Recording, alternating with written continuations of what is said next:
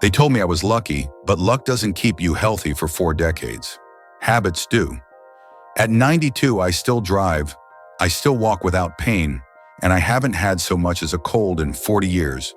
While some people smile and say, "You must have good genes," I quietly shake my head because what they don't see is what I do every single day. I'm Dr. Balsano specialized in aging medicine and men's health for over 20 years. And I've discovered something remarkable through both my practice and personal experience. The truth is, aging doesn't suddenly steal your health. It wears it down slowly through the daily choices we stop making. The skipped movement, the shallow breath, the moment we stop believing our bodies can still improve.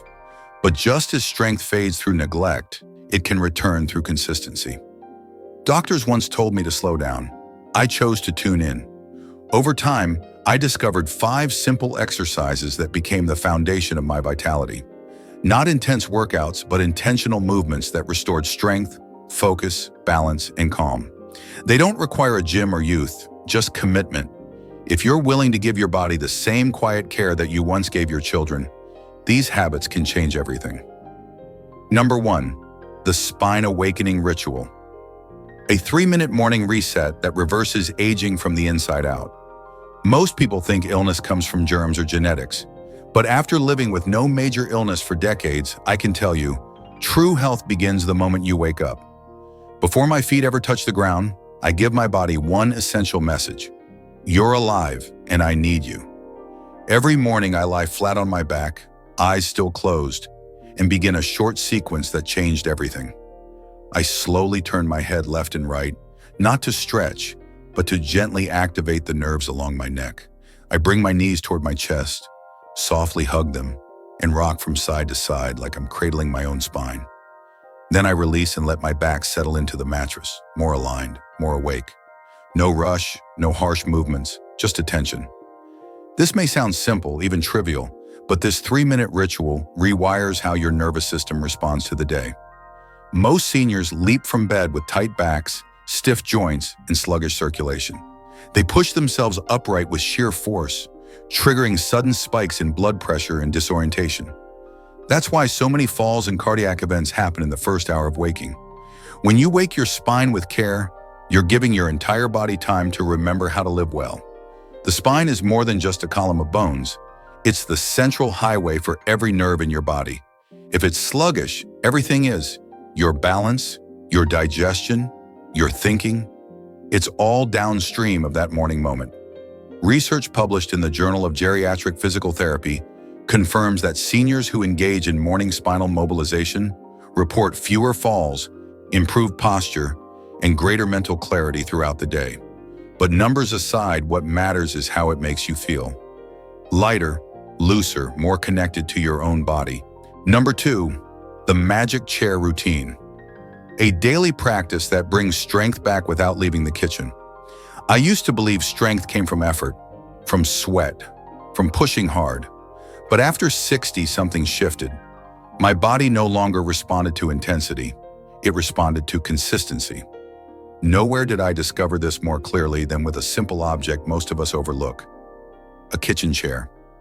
As I aged, I noticed something that frightened me. I was losing my ability to rise, not just from the floor, but from my own life. Standing up from a chair took effort. Reaching for a cabinet made my shoulder twinge. My thighs, once steady and strong, began to tremble. It wasn't illness, it was erosion, tiny bits of strength slipping away unnoticed. So I began a small ritual. Each morning I would sit in my kitchen chair, plant my feet firmly on the floor, and slowly lift one leg at a time, holding it up for a few seconds before lowering it down. At first, even lifting my leg a few inches felt like effort, but I kept going. After the legs, I moved to the arms, raising them straight out in front of me, slowly and with control, feeling the muscles reawaken from sleep. 10 slow lifts, no weights, no rush, just breath, presence, and movement. It took less than 5 minutes, but within weeks I noticed changes that no medication had ever delivered. I could get out of bed faster. I stopped reaching for walls to balance. I could carry groceries again, but more importantly, I felt capable. The journals of gerontology published a study showing that seniors who perform regular seated leg and arm raises dramatically improve lower limb strength and reduce fall risk by over 30%. The beauty of this routine is that anyone can do it, whether you're recovering from surgery, living with arthritis, or just starting to feel the weight of years. Number 3, the 4-7-8 breath. A simple rhythm that strengthens the immune system and calms the storm within. It took me decades to learn that breath, not medicine, not muscle, was the most powerful healer I had. I was 68 when I first began experiencing signs of deep fatigue, not tiredness from work or lack of sleep, but something heavier, a fog that settled in my mind. My digestion slowed. I became irritable. I wasn't sick, but I wasn't well either. That's when I discovered a breathing technique known as 4-7-8. It sounded too simple. Breathe in for 4 seconds, hold for 7, breathe out for 8. But I tried it anyway. Sitting quietly on the edge of my bed, I closed my eyes. I inhaled deeply through my nose for 4 counts, held the breath gently for 7, then slowly exhaled for 8 seconds through pursed lips, like a sigh I had been holding for years. Something remarkable happened. Within minutes, my heart slowed. My chest softened. My shoulders, always slightly tense without me noticing, dropped. Most surprising of all, my thoughts quieted. For the first time in weeks, I felt still, and that stillness became my medicine. I made the 4-7-8 breath part of my daily routine. 4 rounds in the morning, 4 at night. I began sleeping better. My digestion improved. My immune system, which had always been decent, became almost untouchable. Even during harsh flu seasons or long winters, I stayed strong. The 4-7-8 breath activates the parasympathetic nervous system, the part responsible for rest, digestion, and repair. It tells your body you are safe, and when your body feels safe, it shifts from defense to growth.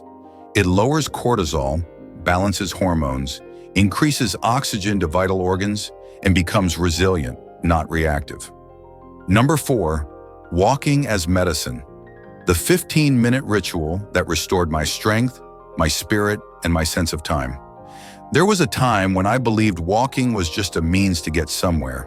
It wasn't exercise, it wasn't important, but then I turned 65 and things began to change. I started feeling heavy, not just in the body but in the heart. My legs ached more often. My thoughts seemed more tangled. The days, though long, started to feel smaller. That's when I returned to something so simple it almost felt foolish. I started walking, but not in a gym, not with headphones. I walked outside alone, with nothing but the sound of my feet, the rhythm of my breath, and the presence of the world around me. At first, it was just 5 minutes, one loop around the block. My knees creaked, my back resisted, but I kept going.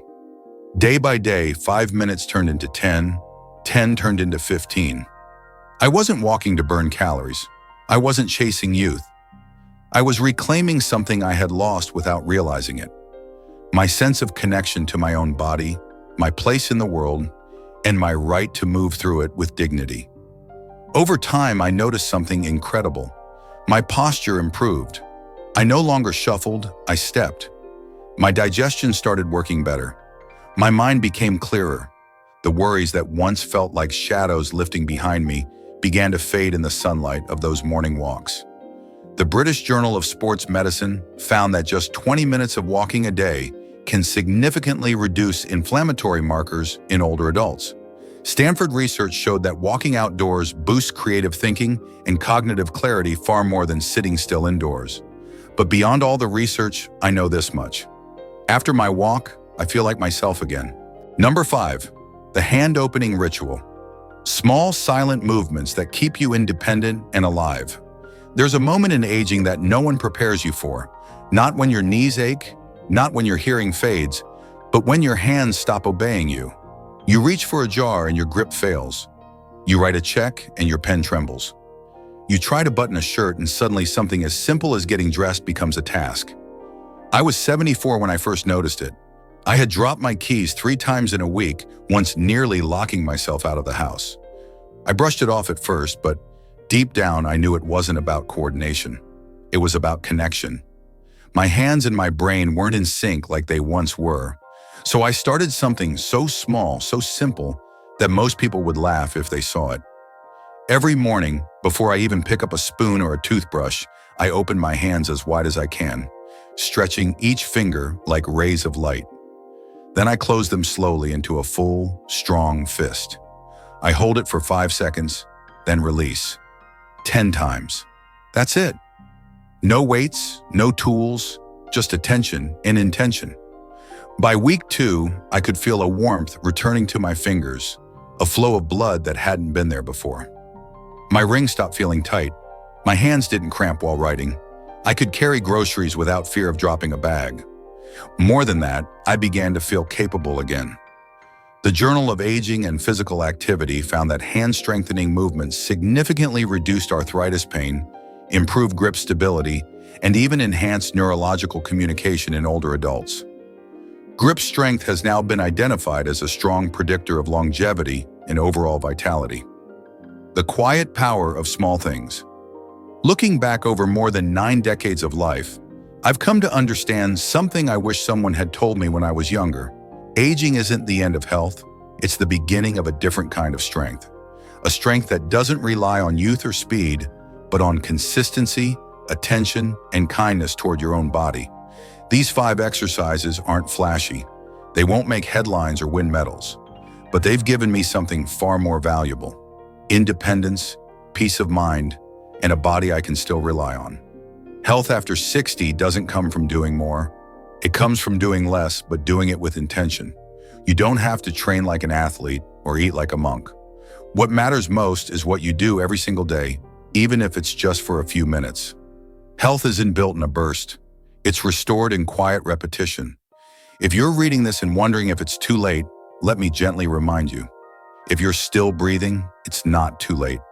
Every breath is a beginning. Every morning is an invitation. I didn't start these habits in my youth. I started most of them in my 60s when things were already aching and slowing down. But that's when it matters most. Don't wait for motivation.